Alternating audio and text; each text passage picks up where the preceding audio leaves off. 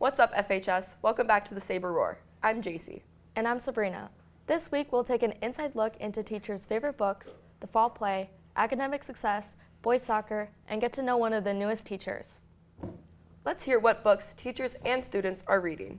Hi, I'm Dulce, and my favorite book right now is To All the Boys I've Loved by Jenny Han. And I really like the book because it's more of a romance and comedy for all ages. So I feel like it's mostly teenagers wise, but it is a 3-part series and it's all about the same main character, Laura Jean, and her family and all her love interests. I'm Cordell Smith, Athletic and Activities Director, and my book recommendation is 7 Habits of Highly Successful People by Stephen Covey.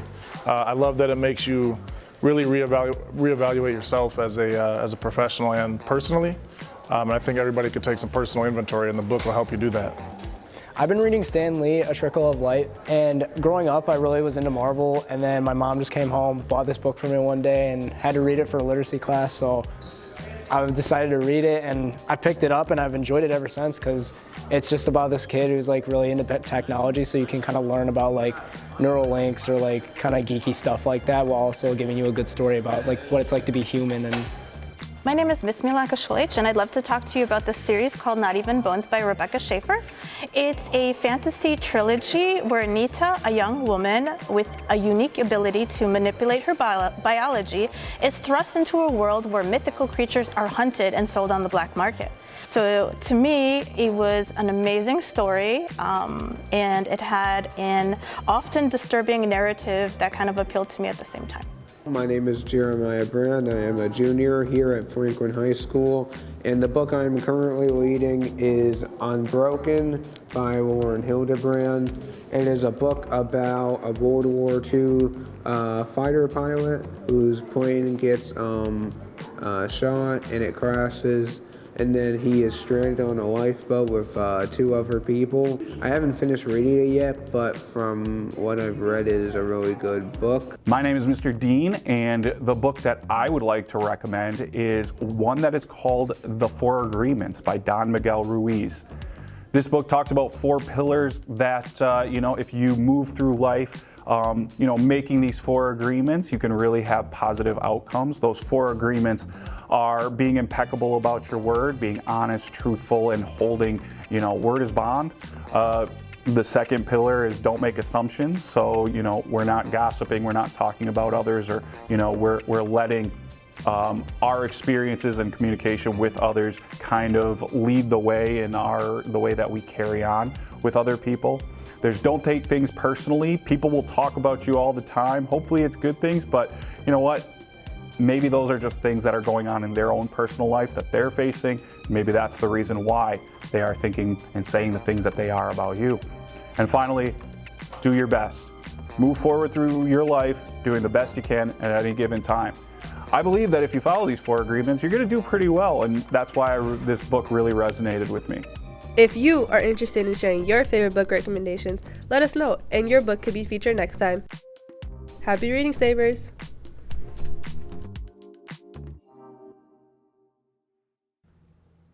Those are some interesting books. This fall, we stopped by the FHS Saber Center to get a sneak peek of this year's fall play, Almost Maine, and speak to the directors to get an inside look of what the rehearsal process is looking like. I'm Amy Cowell, and I am the assistant director of the fall play. And I'm Mr. Gould. I am the director of the fall play, but really we're more 50-50 than anything else. Almost Maine presents 9 different mini-stories all put together into one. And it's really kind of a play about love and the metaphors becoming real, like metaphors about love. For students and staff taking part in the play, this year's rehearsal process is looking a little different than years prior. So there's only about 2 to 3 people that are acting in each one. So as you can see, there's hardly anybody here at rehearsal today, and it's because we're working on 3 scenes. So we're just going to have those people that are working in those scenes here at that time.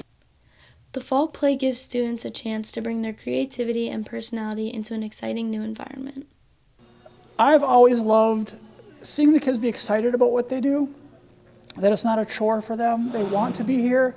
They bring their creativity, they bring their personality, and they really make the play. We just kind of manage things. And I love when you start and you have a bare stage and no costumes, and they're holding their scripts to then opening night when you have all the costumes and the lights and they feel their characters and you watch, like, just the growth of the whole process is really fun to watch. Students are able to contribute in many different areas of the production that may interest them, with opportunities in acting, stage crew, costume design, and more. They really become close, like a close-knit family. Whether you have acting experience or not, even through the audition process, if maybe you aren't cast, there's so many different ways to get involved and see that it's not really an easy thing to do, but once you get into it and you have the support of each other, they're able to get up there and perform.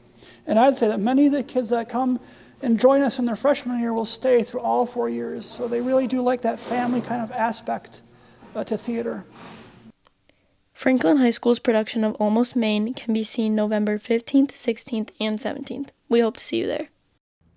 More info can be found within the link below or by contacting Mr. Gould at this email.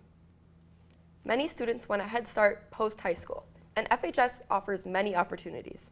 Here at FHS, there are a lot of opportunities to get a head start on your college life. So AP classes, or advanced placement, which is what it stands for, are courses that are put out by the College Board. AP classes are one of the main ways to get college credit and to learn the essential skills for your future life. Students can choose to take exams at the end of the year in May, and depending how they do on the exam, they can earn college credit, usually like an introductory college level class. Our toughest classes here, but they do have a payoff when they get to college potentially. Our AP classes are self-select, which means students can choose to take them or not. It depends what they're interested in. There are some that have some prerequisite classes, so you have to have taken a certain sequence, but we have a lot of different subjects that students can choose from here. Even if the price may seem steep, there are many ways to help, such as financial aid and exemptions. The fee is added to the student's Power School or RevTrack account, and that's due usually around mid-October. So this year it's due October 11th. It's really just yourself and what your interests are, because you want to make sure it's a subject that you're interested in and you're interested in putting in potentially some extra work. There are even other opportunities for scholarships and practice, such as the pre-SAT. PSAT will be held on Tuesday, October 15th. It takes up the entire morning and it will be held in our school library. The PSAT is open to all sophomores and juniors. It is number one, an excellent practice test for those really high stakes tests that you'll be taking before you go to college. But what's unique about the PSAT, it is optional, but the PSAT also serves two purposes. A practice SAT, along with being the test that can qualify juniors only for that national merit status. The Merit Scholarship can help students foot the bill for college and show their academic prowess. A student qualifies for national merit status, it means a lot. Ultimately, they can earn some really good scholarship money. There are even college visits for Gold Block this year, so don't forget to see if your college is coming to FHS. Good luck, students. Don't forget to pay your fees on time, AP students. Now, let's take a look at the boys soccer team and see how they're doing.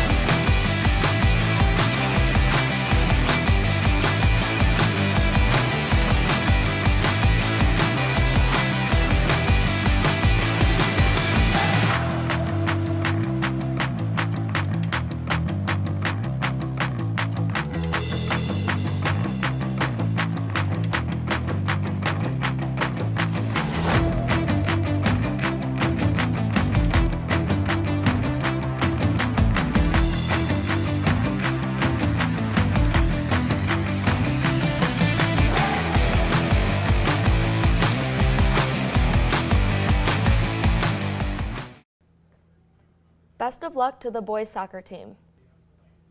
This year brought a handful of amazing new teachers across the building. Let's head over to the English department to meet one of them now.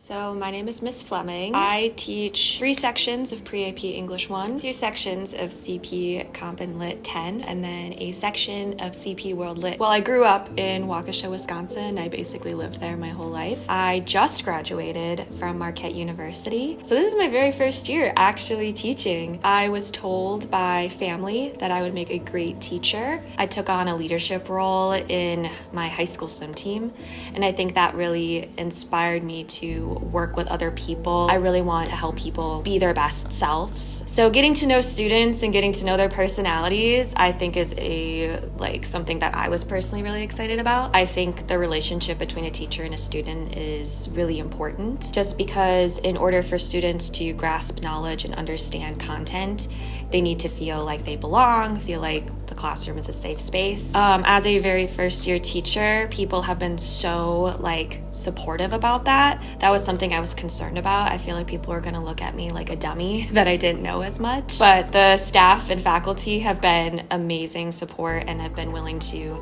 help me and answer questions. Open communication, I think that's a huge thing, is making sure that the students know that they are allowed to ask questions and there's no such thing as stupid questions. But I think everyone comes from a point of curiosity and trying to harness that and understand that they just want to be able to understand the content to the best of their ability. So if a student is confused or concerned about anything, that it's important to reach out to me first and foremost. That way we can move on and have a successful school year. Thank you, Ms. Fleming. We're happy to have you in the building this year. Well, that's all the time we have for today. If you have any suggestions for what you would like to see in the Saber Roar, then scan this QR code.